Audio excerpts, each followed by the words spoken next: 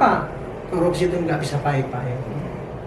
Karena gaji polisi berapa sih Pak? Gajinya ya? Itu katanya itu alasan normatif lah seperti itu katanya gitu. Tapi saya bisa hitung-hitung Pak gitu. Sersan gitu dilantik kasih gaji 4 juta misalnya gitu. 4 juta. Terus begitu dilantik dia suruh tinggal di mana? Kan nggak ada asrama. Dia harus kontrak. Kalau kontrak di dalam kota berapa dia harus keluarkan? 2 juta. Gaji 4 juta kan untuk kontrak 2 juta. Untuk makan, untuk handphone, untuk ini dan istri. Kan otomatis negatif kan? Apa yang harus dikerjakan oleh polisi kalau negatif kayak gitu? Polisi yang terbaik adalah dia tidak bekerja kalau menurut saya. Karena kalau dia bekerja pasti dia tiap hari mesti pungulin, cari ini untuk cari makan apa-apa. Kan gitu Pak. Jadi dia terpaksa dia berbuat koruptif karena kondisi yang demikian. Gila itu yang jujur itu cuma ada 2 Pak polisi Pak. Ya polisi tidur kalau itu kan ya memang cuma tapi bukan polisi toh Pak yang jujur. Pegawai yang lain juga tidak jujur dulu, apalagi politikus. Mana ada politikus jujur Pak. Halo sahabat klikinfo.id, jumpa kembali dalam program Bisa Bincang Santai. Masih bersama saya Andreas Didik, dan saat ini saya bersama seorang narasumber, Bapak Irjen Pol Arianto Sutadi. Purnawirawan ya Pak? Purnawirawan, sudah 10 tahun yang lalu. Tapi tetap Irjen Pak. Tetap Irjen Purnawirawan. Irjen Purnawirawan. Apa kabar Pak? Alhamdulillah Pak Ari ya panggilannya Pak. Ya Pak Ari ya. Apa Pak kegiatannya hari-hari ini setelah terakhir kapan Pak menjabat Pak di? Aduh, saya terus kayak apa? Pensiun dari polisi ya. Iya, pensiun dari polisi. Tahun kurang lebih 2009. 2009. Ya. Oh, udah lama ya. Tapi habis itu kan sebelum pensiun saya pindah ke menjadi deputi di Badan Pertahanan Nasional. Di Badan Pertahanan Nasional, jadi deputi sengketa. Oh, selama itu 2 tahun ya. Kalau sengketa itu namanya apa sebetulnya Pak? Sengketa pertahanan. Oh, pertahanan. Saya dulu kan di deputi sengketa pertahanan. Waktu itu belum ATR ya, belum Kementerian ATR. Ya. Masih Badan Pertahanan Nasional. Dulu masih badan. Oh. Sekarang kan diangkat menjadi kementerian kan? Ya. Kementerian Agraria dan Tata Ruang BPNRI gitu. Ya. Waktu saya dulu masih BPN, dulu namanya deputi, kalau sekarang namanya dirjen. Iya. Dulu saya deputi 5 yang menangani sengketa pertahanan. Jadi Bapak kalau saya lihat dari perjalanan Pak Ari ini hampir semua apa ya bagian di polisi divisi Bapak sudah pernah deh ya, di narkoba pernah, serse ya, pernah. kalau untuk direktur reserse itu Ya. kebetulan saya itu dulu pertama kali kan direktur reserse itu masuk tahun 2000 itu masuk Dirpidum dulu, Direktur Pidana Umum. Pidana umum ya. Terus kemudian diganti dengan Dirkamtrannas, Direktur Keamanan Transnasional, termasuk terorisme dulu kan belum teroris ada di situ ya. Dulu teroris nggak ada situ. Makanya dulu saya menangani terorisme itu sebelum ada ini Gegana Ya. gitu. Densus 88 dulu. Dan yang saya tangani waktu itu Abu Bakar Basir, Oh, masih. Jafar Umar yang nangkep. Saya dulu kebetulan nangkep ya. Iya. Jafar Umar saya nangkep 2 kali, Abu Bakar Basir sekali. Ya.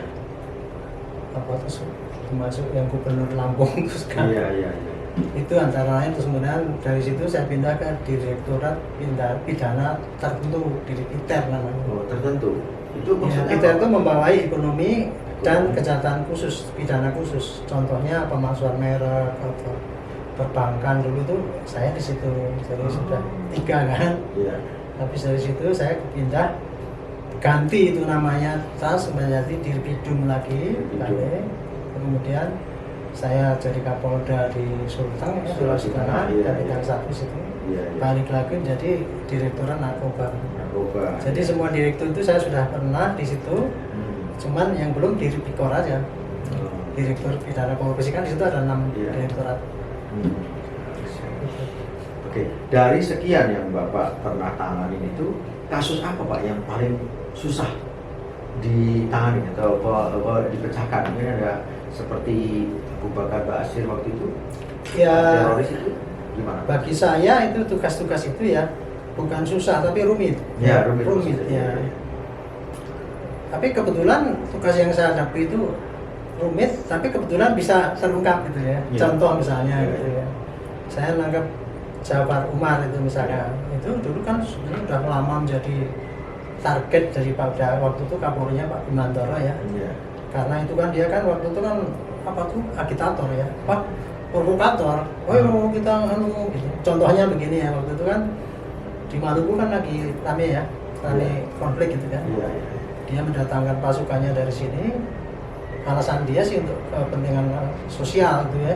Tapi sampai di sana kan akhirnya terjadi bentrok antara merah dengan putih gitu. Nah itu Jafar Umar masuk dulu, ayo kita serbu ini gini.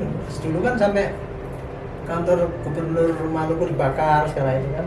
Itulah. Jadi karena waktu itu masalahnya masalah apa provokasi gitu ya. Dulu belum lazim kayak gitu kan. Iya. Sebelum ada reformasi ini kan belum lazim, tapi itu dianggap sebagai suatu kasus yang sulit. Makanya itu untuk nangkap tokoh itu juga jarang yang mau direktur itu. Kemudian saya diangkat oleh Pak Bimantoro, kamu masuk sana tapi targetnya nangkap itu. Gitu. Iya. Kebetulan saya dikasih waktu perintah hari Rabu. Iya. Alhamdulillah saya Jumatnya bisa nangkep gitu. Nah, Itu juga itu contoh ya kasus yang sebetulnya paling sulit ya. Karena senior saya dikasih waktu sampai 6 bulan nggak ditangkap. nggak dapat atau nggak bisa Enggak, dapat? ya mungkin dia satu ya mungkin ya dia nggak ngerti caranya nyari bagaimana. Karena mereka kebanyakan takut. Oh, Takut risikonya kan itu Risiko risikonya nangkap memang mereka. berat waktu itu. Iya. Jadi ya saya alhamdulillah waktu itu begitu dapat informasi gini, saya cek telepon sana telepon sini, oh kira-kira sekarang dia berada di sini. Terus kemudian kirimkan anggota nyekat di sini. Karena orang itu kan nggak mungkin bisa ditangkap kalau di depan anggotanya Pak. oh. Jadi kita harus nyari kapan dia sendiri. Seperti apa Habib Rizik gitu ya. Iya, iya. Itu sebenarnya itu kalau nangkep orang kayak gitu tuh kalau bagi saya Iya. itu tuh keliru itu kalau kita mengerahkan pasukan datangi ke Petamburan dengan sekian, salah besar Pak. Iya. Dan itu sudah saya praktekkan dengan Jafar Umar dulu. Oke. Saya nangkep itu cuma cukup 5 orang bisa. Saya tangkap karena dia pas lagi naik pesawat tangkap selesai udah nggak ada perlawanan, nggak mau masuk sini gitu. Itu contohnya. Jadi Iya, iya. ya kadang-kadang rumit tapi sebenarnya kenyataannya gampang, tapi jadi sulit kalau tidak pas. Salah penanganan atau Ya tidak tahu bagaimana cara taktik yang terbaik lah kira-kira gitu. tapi berarti tahu jadwalnya dong ya, bagaimana kapan dia sendiri, Yo, kapan dia. tahunya ya karena kita tanya-tanya dong. Kita kan melalui telepon kita tanya ini di mana anunya. Wong saya waktu itu tanya di Rintel aja Pak, ini saya sudah nangkep ini nih. Oh kamu coba aja tanya ke sini. Saya tanya ke kantornya nggak ada. Saya tanya ke Kapolda di Maluku. Oh jangan tangkap di sini deh. Nanti saya repot nanti. Gitu contohnya kayak gitu loh Pak. Mau saya tangkap di Jogja, Kapoldanya ngomong jangan sini lah. Saya udah ada perjanjian dia nggak saling mengganggu. Contohnya kayak gitu Pak. Jadi artinya apa? Target itu nggak ketangkep karena memang tidak dikerjakan secara profesional ya. Iya, iya. Dan ada ya di lain sisi ada ternyata ada deal-deal antara pimpinan itu dengan tokoh itu gitu kan. Tokoh itu terkenal kan kalau Iya. ditangkap ketangkep. Iya. Nah waktu itu kebetulan waktu saya dikasih tugas karena saya nggak berpikir nggak punya kepentingan apa-apa ya, saya cuma pakai teknikanya, saya pikir-pikir gimana cari ini tempatnya apa langsungnya waktu itu bisa dapat. Saya waktu itu kan dapatnya kan ada jadwal dia. Iya, iya. Ada jadwal katanya oh ini mau ceramah di sana gitu. Saya kira kan ke Surabaya. Iya. Saya kirim anggota saya cekat di stasiun Surabaya. Iya. Telepon saya di Rintel Jawa Timur. Mas saya minta tolong bantuan masukan untuk nangkep ini orangnya ciri-cirinya begini. Iya. Tak tunggu ternyata nggak di situ Pak, dia rupanya turun Jogja. Oh, tahu deh, oke. Ya, enggak, kebetulan memang dia turun Jogja. Oh, enggak. Ya. Turun Jogja, Iya. saya lacak lagi, kebetulan saya dapat informasi, Pak ini dia terbang Pak, bisa mau ke Makassar. Saya dapat informasi gitu kan, Iya. wah kalau gitu ke Makassar kan pasti transit Iya. ke Surabaya, Surabaya. cekat Surabaya. Dapat, kamu kebetulan itu bisa dapat dengan mudah, nggak ada perlawanan karena begitu turun dari pesawat langsung cek, waktu itu langsung saya terbangkan ke Jakarta aman. Iya.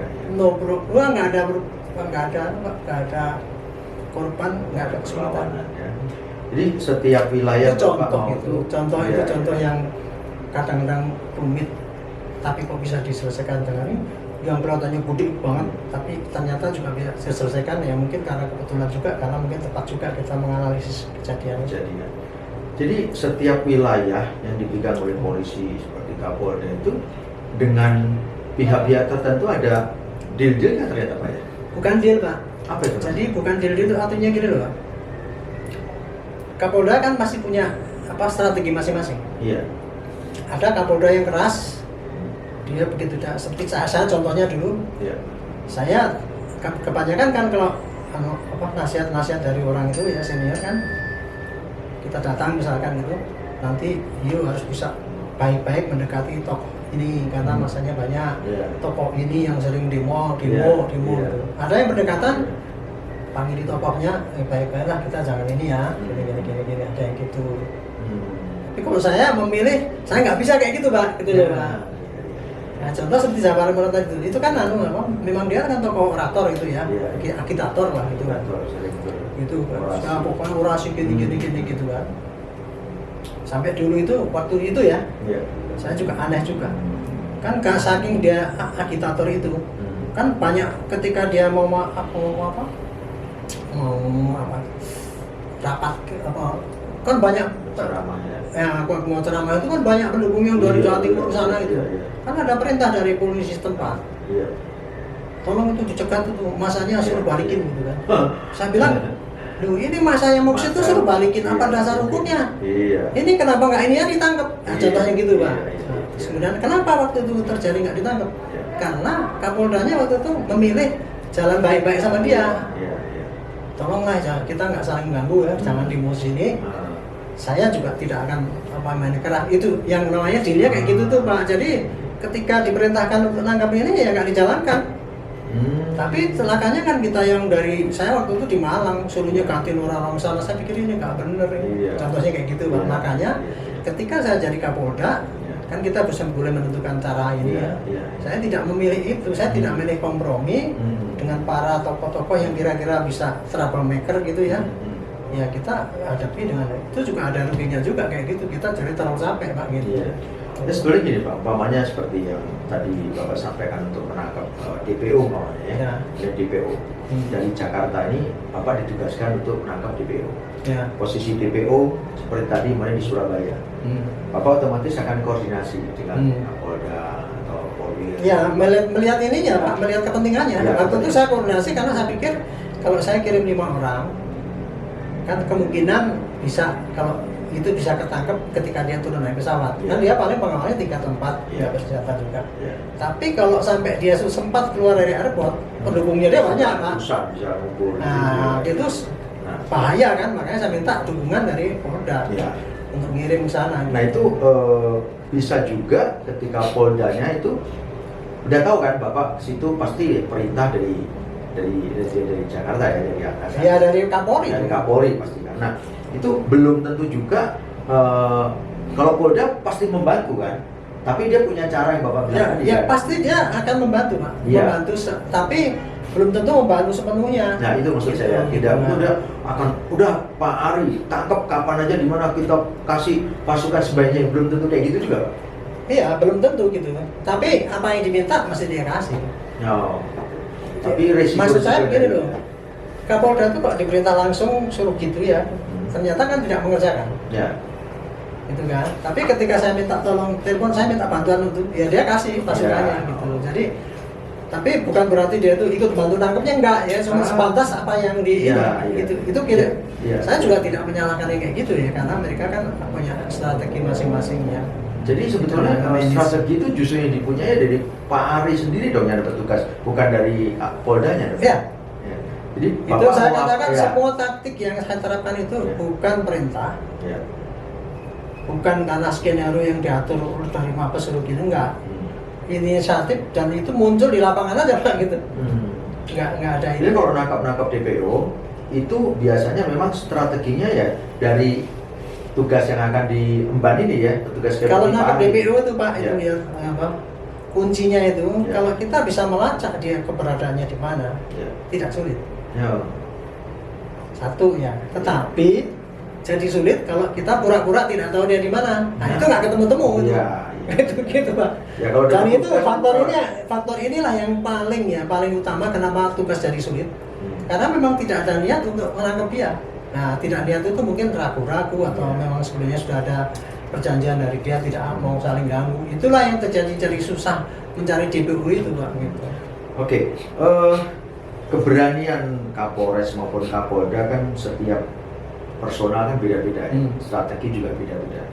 Menyoroti yang kasus yang kemarin yang di Jawa Timur ya Pak ya, Bapak juga tahu ya, yang tentang santriwati yang beberapa itu kabarnya kan sampai 2 tahun Pak. Betul.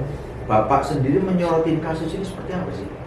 Orang akan bilang kenapa polisi kalah, kenapa polisi tidak bisa. Nah, itu coba. Ya, untung saya tadi kan cerita kan itu. Itulah masing-masing pimpinan daerah itu akan bertindak dengan pertimbangan yang macam-macam Pak. Tidak hanya sekedar penegak hukum toh, tapi dia masih memperhitungkan dampak lingkungan. Kalau saya nangkap ini dengan kekerasan, nanti jangan-jangan orang malah minta rame kan gitu ya. Ya, dan itu masuk akal Pak. Contoh saja ya, misalkan Kapolda Maluku dulu. Kenapa dia nggak berani nangkep? Dia contoh gini loh. Tok, ini orangnya lari ke sini. Jafar itu nih. Tangkap gini. Saya bilang jangan ditangkap Bang di situ. Karena kalau Bang ditangkap di situ nanti Polda pasti dibakar. Itu loh Pak ya. Karena memang dia juga tidak berani nangkap di situ karena rumah gubernur dibakar habis Pak. Oh iya. Ya jangan sampai terulang. Iya, jadi ya dia nggak akan berani Pak nangkap di situ karena Pak Polri waktu itu perintahkan tangkap. Tapi dia turun telepon saya bilang jangan ditangkap Pak. Daripada risiko Polda ada dibakar. Lepas di situ. Tapi lepas dari situ kan saya udah pasang 5 tim Pak. Saya pikir ya kalau dia lari dari Maluku itu Pak, saya nggak ngerti dia mau pulang kemana ya. Karena waktu itu dia bukan lari, dia memang dalam perjalanan mau pergi aja itu. Kalau dari Maluku itu pasti paling nggak ke 5 tujuan yang terdekat Sorong, Manado, Denpasar, Makassar, Surabaya. Saya kirimkan masing-masing itu tak kasih 5 anggota. Pokoknya kamu nanti pasti dia transit di situ lah. Di sini 5 orang, sini 5 orang, semua kombes. Gak usah minta bantuan tempat kantor setempat. Kebetulan waktu itu kan ternyata terbang betul Pak. Begitu sampai di Maluku, Kapolda yang telepon saya, kok ini saya bilang gak usah tangkap.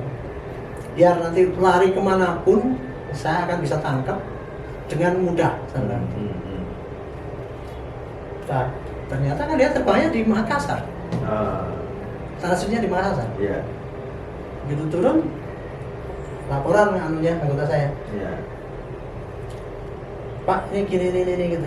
Itu yang laporan senior saya tapi di bawah saya Pak. Jadi itu. Saya bilang, gimana? Kalau dia keluar dari transit, tangkap segera.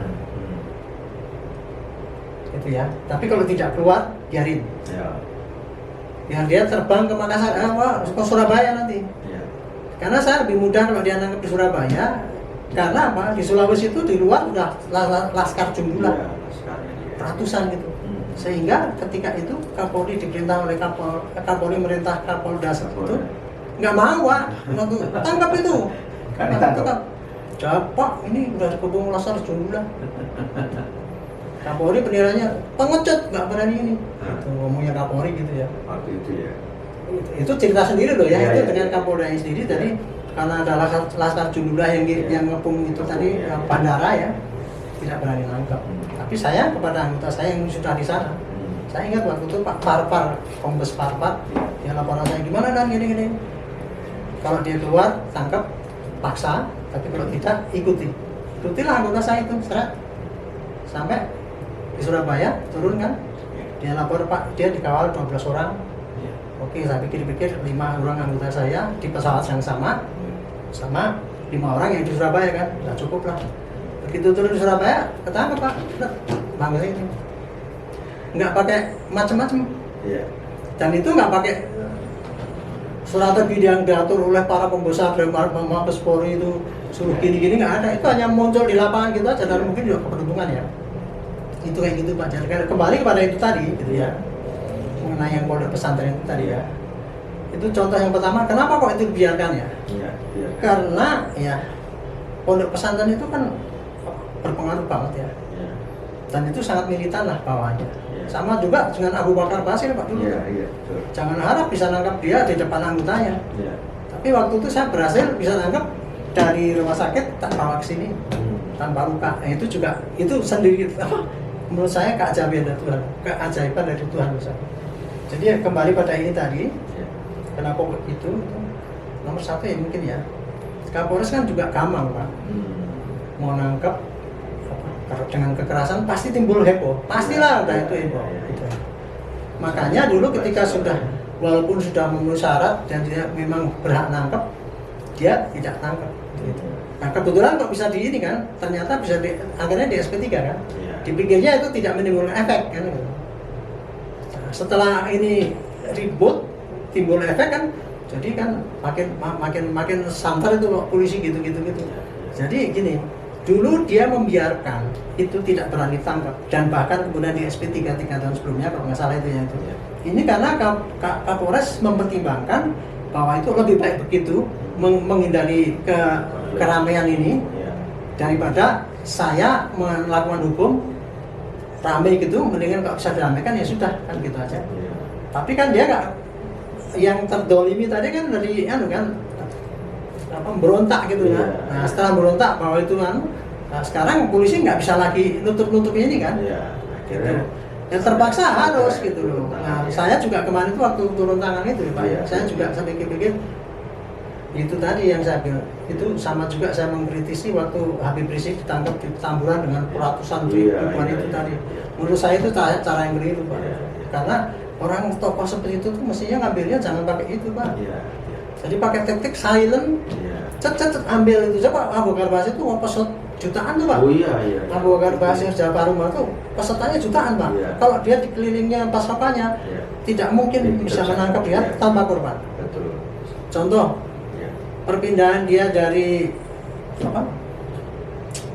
penjara dulu kan pernah dia di penjara sudah habis, kemudian akan dipindah ke Polda. Bandingkan ya, saya dulu memindahkan dia dari rumah sakit ke Mabes, kan sama itu. Ketika saya memindahkan gitu ke sini hanya perintah 3 orang selesai, nggak ada apa-apa. Giliran yang pengganti saya itu memindahkan dari LP itu ke sini dengan panser Pak, dilapis. Yang mati berapa waktu? Iya. Ya kayak gitu kan. Jadi ini sama juga dengan ini yang di itu mungkin dengan perhitungan kayak pertimbangan kayak gitu. Jadi ini masing-masing polisi pasti meskipun mungkin sekolahnya sama Pak ya. Ya. Mungkin sekolahnya polisi kan sama. Tapi ketika ketemu dengan kasus-kasus seperti itu, cara penyelesaiannya tentu berbeda. Beda. Dan saya kira keberuntungannya berbeda. Nah ini kembali kita berbicara tentang kasus yang sekarang lagi hangat-hangatnya nih Pak. Ya. Nah sebetulnya kalau Bapak Ari sendiri memandangnya ya Pak Irjen sendiri memandangnya, ini sebetulnya diawali dengan hal yang salah atau ada sesuatu yang ditutupi atau ada apa sebetulnya Pak menjadi blow up seperti ini sebetulnya Pak? Ya semuanya itu. Semuanya maksudnya? Yang Bapak tanyakan itu diawali yang salah, ada yang ditutupi. Itu yang terjadi. Gitu. Kurang lebih ya. Iya. Tapi kalau kita bisa melihat ini kasus ini kan, ini kenapa jadi viral gitu ya? Iya. Gitu. Penjelasan saya nomor 1 adalah kasus ini adalah kasus yang memang sifatnya tidak bisa diredam. Pasti akan meledak Pak. Dengan apapun, dengan cara yang bagaimanapun, dengan keterbukaan dari polisi apapun, pasti akan meledak Pak. Apalagi ini ada kesan ditutup-tutupi, lebih meledak lagi Pak. Kenapa saya katakan ini kasus ini bisa meledak Pak? Saya kebetulan dulu pernah baca teori Pak, teori publikasi. Dan saya sayangnya ya, sampai sekarang kok saya udah ngomong gini bolak-balik sudah sebulan ini, bukan ya, baru seminggu yang lalu ya. Kok nggak ada ya pakar komunikasi yang sependapat dengan saya bahwa ini isu bom atom menurut saya. Karena apa? Isu itu nomor 1 kan menyangkut masalah aib polisi Pak. Kalau yang namanya aib polisi itu Pak, nah pasti rumors yang bergerak, nah ini pasti aib ini akan ditutupi. Banyak yang ditutupi. Itu 1 ya. Jadi nanti polisi nutupi enggak pun tetap dicurigai nutupnya. Yang kedua, kasus ini dari teori komunikasi itu Pak, yang kira-kira ada 5 faktor ya, saya ingat saya itu. Tapi ada faktor yang lain nanti saya tambahkan. Yang bisa jadi bom atom meledak itu karena satu ini eye polisi, sehingga secara teoritis pasti diduga ada yang ditutup-tutup, gede atau kecil. Yang kedua, menimbulkan kejanggalan.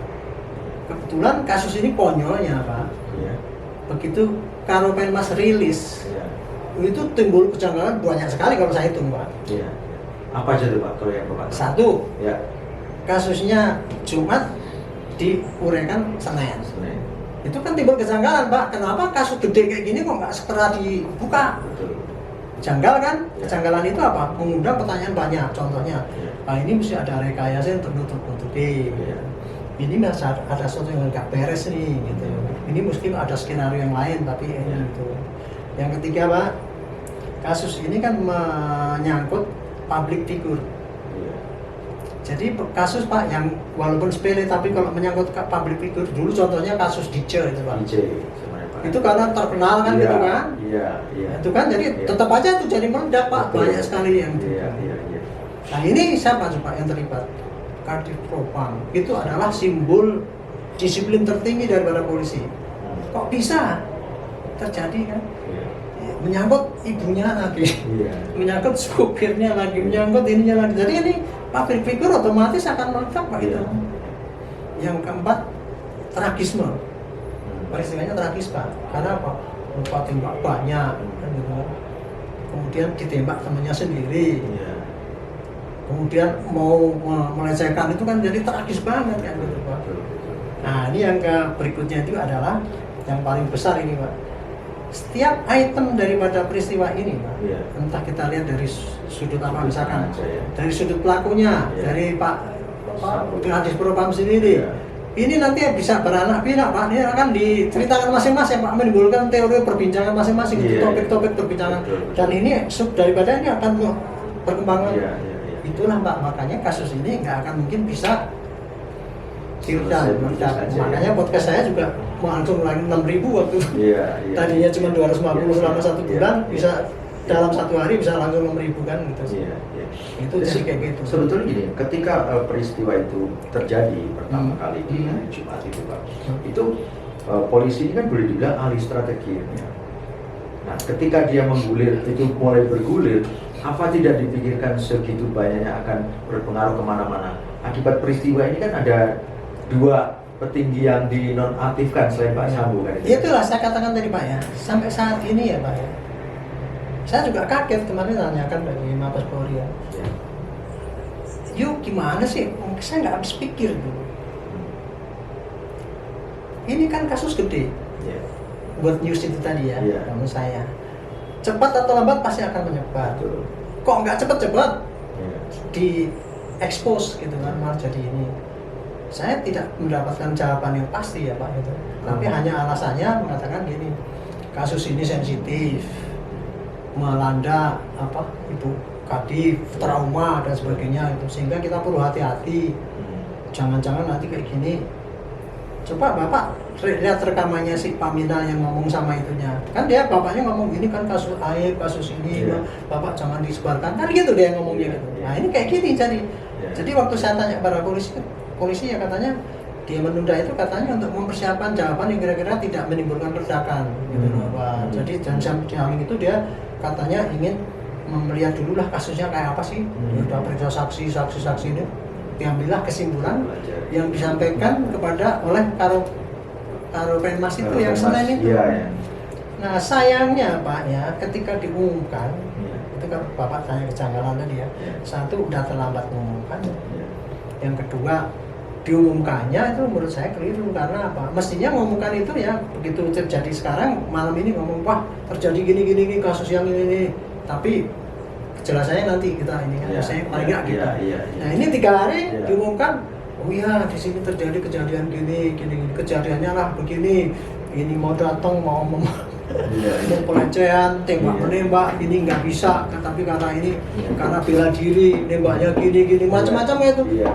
Lah publik dengar gitu kan langsung wah ini nih karangan bohong ini, drama ini kan gitu kan. Semua orang yang melihat gitu kan jadi itu orang awam pun akan mempertanyakan. Lebih lagi yang mempertanyakan lagi korbannya Pak. Iya. Begitu disodorkan peti, dibuka Pak, wah dia curiga loh, kayak gimana nih? Begitu dibuka, wah lukanya banyak, waduh jadi katanya tembak-tembakan. Iya. Masa anak saya ini jago sniper ditembak 7 juga kena, sementara sana tembak 4 masuk semua sini. Jadi anak saya ini cuman ditembak gitu atau dibunuh, kan gitu dianiaya, kemudian dibunuh kan, jadi macam-macam kan itu. Jadi memang akhirnya berkembang. Itu tadi Pak, jadi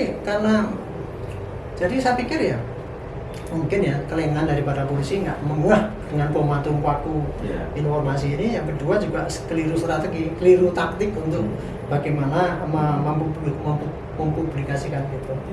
Dan timbullah tanda tanya kan. Nah kebetulan tanda tanya itu makin lama makin melebar karena banyak kejanggalan-kejanggalan yang bocor keluar. Jadi seakan-akan kasus ini di skenario kan. Pak, gini ya, penyidikan polisi itu Pak pasti akan berawal dari apa laporan yang dilaporkan. Bukti-bukti ya, kalau saya Pak, saya kehilangan mobil atau yang sering terjadi Pak, berdarah ngomong Pak rumah saya dirampok gini. Kita kan akhirnya kan penyidikan kan malingnya kemana, ininya kemana gitu kan. Padahal ternyata saat kita lihat loh, kok ini pecahnya dari dalam. Kesimpulan kita ini korupsi Pak.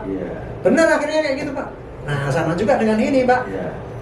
Kan laporannya terjadi kan, yang lapor kan dari siapa? Dari Kadipropam kan? Dalam kan, bahwa ini katanya mestinya tidak senonoh, kemudian ini kepergok, kemudian para ini kira-kira kayak gitu Pak. Akhirnya penyidikan ya mencari bukti-bukti itu kan, mendukung kan gitu, sehingga yang mendukung ceritanya dari cerita ini, sehingga waktu itu langsung ujuk-ujuk diomongkan skenario kayak gini lah, gitu kan? Ya tidak salah itu Pak. Tapi menurut saya keliru karena apa? Terlalu cepat mengambil kesimpulan Pak gitu. Karena dia mengikuti cerita dari pelapor. Dari pelapor. Pasti dia berdasarkan bukti-bukti yang ditunjukkan oleh pelapor. Betul. Dia tidak ngeh pada bukti-bukti yang mengcounter itu. Nah, ini kan begitu ada laporan sini kan, Pak, anak saya ini dianiaya gini. Kan larinya kan pada asumsi siapa yang menganiaya, apa buktinya. Lain kan gitu ya. Jadi itulah, jadi dengan adanya laporan gini ini bagus, artinya apa? Tim khusus tidak akan repot-repot mengawasi ini benar apa enggak. Selama tidak ada konflik tadi akan sulit itu benar apa enggak gitu. Saya kira itu Pak. Jadi ini sekarang ini perkembangannya sampai situ. Jadi bagus ya. Ini sudah ada tandingan ini, nanti tim ini masing-masing akan bekerja dengan sendiri-sendiri. Ini mengembangkan kasusnya berdasarkan asumsi ini atau hipotesa ini. Ini mengembangkan berdasarkan hipotesa ini gitu. Nanti dan kemudian mereka dua-duanya diawasi nih, bukan hanya oleh tim khusus saja, tapi oleh Komnas HAM, oleh semua, apalagi sekarang melibatkan forensik dari mana-mana, ikutlah seluruh dunia kalau itu ikut, bagus itu, karena akhirnya apa? Tidak bisa main-main lagi Pak. Itu yang terjadi kemarin kan yang dicurigai Pak. Ini bukti-bukti yang kira-kira merekam kejadian sebenarnya pasti dihilangkan oleh penyidikan yang pertama ini, ya kan? Nah, kalau yang sini kan dia berusaha mencari bukti-bukti yang dihilangkan kemarin kemana, nah, makanya suruh gali mayat, gitu kan? Itu kaitannya kayak gitu. CCTV kemudian. CCTV kok dilalah ketemu lagi kan?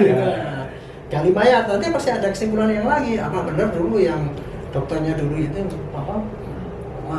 berikan keterangan gitu. Makanya kemarin kan menuntut kan harus ada dokter kehakiman dokter forensik yang lain yang mendampingi untuk menjaga keabsahan.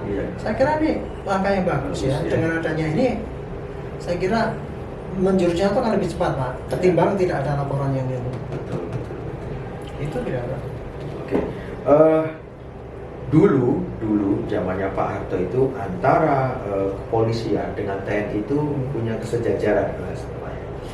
Kesejajaran dulu waktu zaman Pak Harto polisi di bawah ABRI Pak. Di bawah maksud saya itu sama antara polisi, TNI gitu ya. Nah, enggak. Waktu itu polisi di bawah ABRI. Tapi posisinya polisi jadi anak bungsu Pak. Saudara tua itu angkatan darat, angkatan laut, polisi angkatan darat. Saudara tua angkatan darat, angkatan laut, angkatan darat, barulah polisi. Polisi waktu itu nggak bisa berkembang Pak. Betul. Nah, istilah saya waktu itu dibonsai dulu. Terus mulai itu zamannya Pak Hugeng ya waktu itu ya. Kalau zaman Pak Ugeng apa yang mau ditonjolkan? Oh, waktu itu maksudnya waktu zaman Pak Harto gitu. Iya. Ada Pak Ugeng, saya lupa ya. Iya. Memang pada zaman dulu itu pemimpin-pemimpin dulu yang sangat fenomenal tuh banyak lah yang terkenal. Iya. Pak Ugeng itu kan, karena dia kan polisi yang jujur. Polisi gitu. jujur. Tapi kemudian ketika dia operasi helm itu kan, Iya. dianggap apa itu nggak benar gitu kan. Kemudian dia dicopot. Iya. Tapi itu kan kaitannya dengan sum kuning yang terjadi di Jogja kan Iya. gitu kan. Jadi yang rumus yang saya dengar ya, saya nggak tahu benar apa salah. Ketika dia akan menegakkan kebenaran itu ya, ini nggak disenangi sama pemimpin-pemimpin yang kira-kira ada kaitannya dengan itu, Pak. Iya. Nah, waktu itu Pak Ugeng milih kan di penging lah, Pak, jangan gitu-gitu, tapi dia enggak lah. Iya.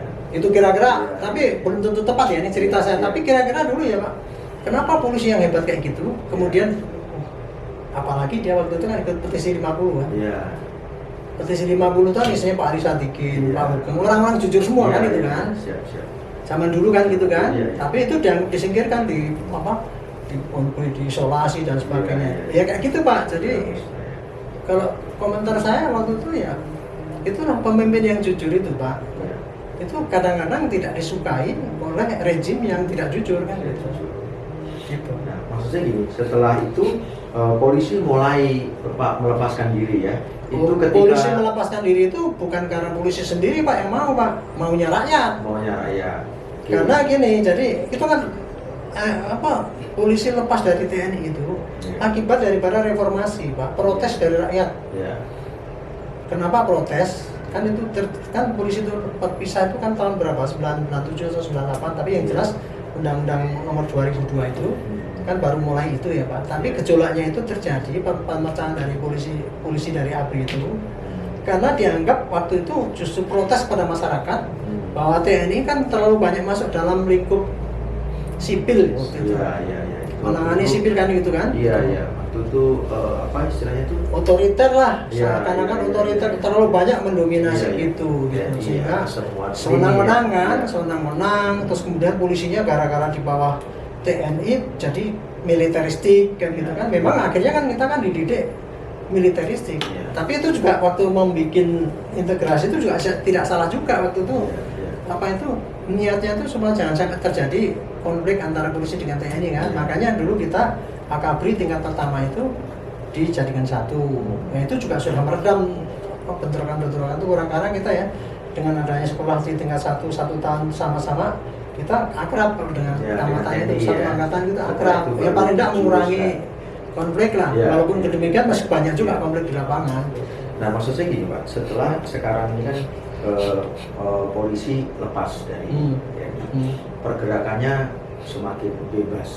Ya. Hampir semua kegiatan selalu ada polisi. Menangani kasus mau narkoba, mau reskrim, mau bapak juga sengketa masalah tanah, hukum, bahkan di KPK sendiri orang-orang polisi juga yang ada di situ. Nah, tapi dengan leluasannya polisi ini, itu kalau bapak lihat, apakah kegiatan-kegiatan itu justru membuat polisi bebas melakukan apapun, Pak? Oh, bukan begitu konsepnya, Pak. Pemikiran Bapak menurut saya salah. Bukan, maksud saya. Gini ya. Gimana? Polisi itu menangani di mana-mana narkoba dan sebagainya itu seakan-akan sekarang bebas. Ya. Sejak dari dulu ya kayak gitu, Pak. Bukan di bawah TNI pun polisi punya kewenangan untuk itu. Ya. Gitu ya. Ya. Jadi polisi dari dulu waktu di bawah TNI pun itu Ya. polisi sudah punya kewenangan yang seluas seperti itu sekarang gitu. ini. Iya, seluas itu, nggak ada dikurangi. Cuman dulu waktu itu kan Han dan KAM jadikan satu. Iya. Mestinya setelah reformasi kan bisa, Pak. Bisa. Tentara khusus menangani pertahanan, Tahanan. polisi khusus Keamanan. menangani keamanan. Iya. Yang dinamakan keamanan itulah maka ada narkoba itu skop Iya, daripada iya, polisi. iya, iya. Jadi porsi daripada polisi itu, Pak, itu tetap dari dulu sama. Iya. Nah, terus kemudian kalau diasumsikan, loh kok itu karena bebas polisi, bukan itu, Pak. Polisi dengan lepas dari TNI tidak mempunyai kebebasan yang lebih. Karena apa? Sekarang ini konsep keamanan itu Ya. kan sesuai dengan reformasi keamanan ya, security sektor reform itu ya. Iya. Aparat yang mempunyai kewenangan besar itu harus diawasi. Nah di lingkungan polisi sendiri kan ada pengawasan dari DPR, Kompolnas. Dulu kan Kompolnas nggak ada Pak, nggak ada. Komnas HAM yang untuk mengawasi HAM. Di lingkungan internal polisi sendiri ada, yang dulu memang sudah ada. Tapi kalau yang sekarang pengawasan yang lebih kuat kan LSM, gitu kan. Ya jadi sekarang pengawasan Kapolri itu, pengawasan polisi itu besar Pak. Internal juga besar. Tetapi Pak, karena polisi punya kewenangan yang besar Pak. Dan polisi itu kan jumlahnya kan yang dulunya 180 sekarang 1000 ya. Sekarang jadi 400.000 gitu kan. Kadang-kadang orang menggeneralisir Pak. 4.000 itu polisi ya kayak gitu. Padahal kan 4.000 orang itu kan ada yang baik, ada yang buruk Pak. Kita punya anak 2 orang aja yang satu jahat, yang itu enggak kan. Habil dengan Kobil udah kayak gitu. Iya enggak? Jadi akibat daripada satu titik merusak susu sebelanga. Itu yang terjadi di polisi sekarang ini. Tambah lagi dengan medsos Pak, yang satu hari itu bisa meledak gede banget itu. Akibatnya apa? Ya banyak polisi yang jelek kan daripada yang buruk, yang baik gitu. Otomatis itu risiko Pak, risiko terjadi. Nah kemudian akibat polisi banyak yang jelek itu Pak, gitu kan. Kan orang kan jadi dongkol kan. Itulah polisi jelek gara-gara dipisahkan dari ABRI. Itu tadi kan kalau saya bilang kayak gitu kan. Banyak teori yang kayak gitu Pak. Itu juga tidak keliru juga karena nyatanya seakan-akan begitu Pak. Itu jadi intinya ya Pak, polisi sekarang ini kewenangannya memang banyak, tapi dari dulu memang banyak. Cuman kemudian dikasihkan itu, tapi sudah dikasih pengawasan yang cukup kuat juga. Tetapi pengawasan itu masih tetap nggak efektif Pak. Karena yang diawasi memang banyak Pak. Itu. Kalau dari semenjak polisi lepas dari TNI sampai sekarang Pak ya, menurut Anda pada perkembangannya itu akankah dengan banyaknya pengawas-pengawas ini akankah cukup efektif untuk mengawasi kinerja polisi sendiri? Gini Pak ya, saya katakan tadi ya, idealnya ya, kalau sering diperdebatkan di mana-mana itu polisi sering berkilah kan. Sementara publik menilai bahwa itulah polisi itu terlalu banyak nyeleweng gitu kan, tidak ini sehingga nggak terkendali, melanggar HAM dan sebagainya. Polisi selalu berkelah, nggak bisa, kita tidak nyeleweng, sudah ada pengawasan, gitu kan, sudah pengawasan yang cukup berketat, yang berlapis-lapis gitu kan. Tapi dalam prakteknya Pak, pengawasan itu masih belum efektif, karena satu, belum berjalan secara ideal. Dan fungsi yang terbentuk pun belum memadai dibandingkan dengan yang diawasi Pak. Coba tolong contohnya aja. Kompolnas itu kan dalam teorinya kan bunyinya kan Kompolnas mengawasi kebijakan polisi bagaimana. Kemudian menyarankan Kapolri itu bagaimana. Itu dalam rangka supaya jangan sampai nanti Kapolri brengsek diangkat kan gitu kan, supaya itu.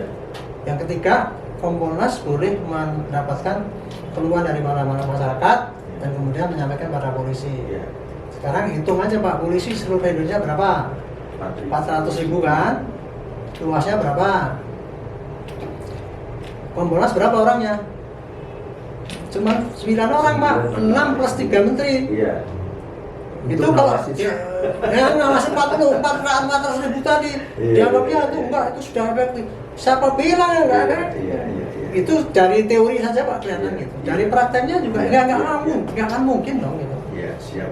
Ini seandainya nih Bapak menjadi pimpinan tertinggi di kepolisian, sebetulnya apa duluan yang akan Bapak reformasi?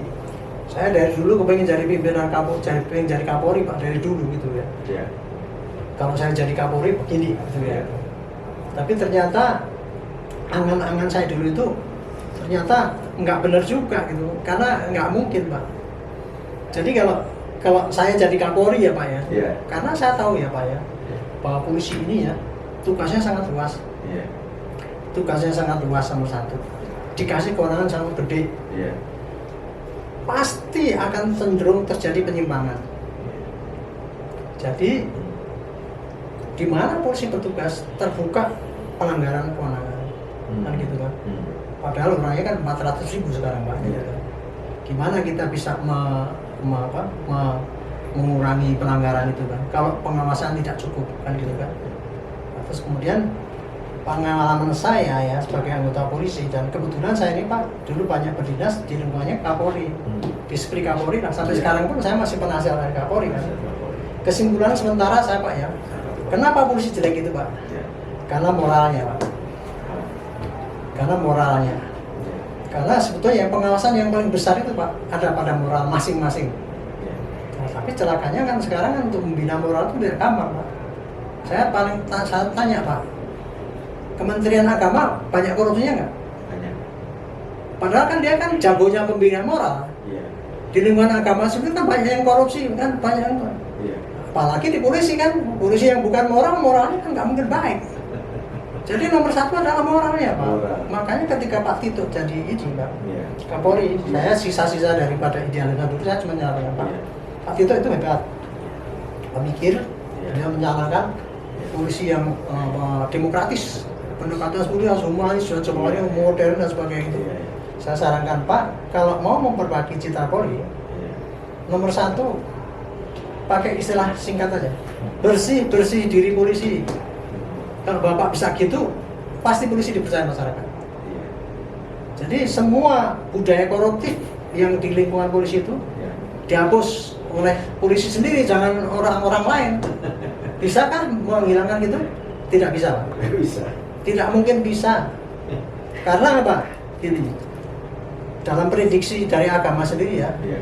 Nabi Muhammad mengatakan ya, umatnya itu nanti yang baik sama yang buruk Iya. banyak yang mana? Banyak yang buruk kan? Iya. Itu Nabi loh, Mas, yang dikasih kewenangan untuk mau merubah moral orang. Itu saja ngomong nanti orang yang akan jelek akan masuk neraka lebih banyak daripada masuk surga. Iya. Nah, polisi sama aja, Pak, gitu, Pak. Hmm. Kita mau perbaiki moral polisi itu nggak akan mungkin, Pak. Iya. Karena apa? Nomor satu tadi.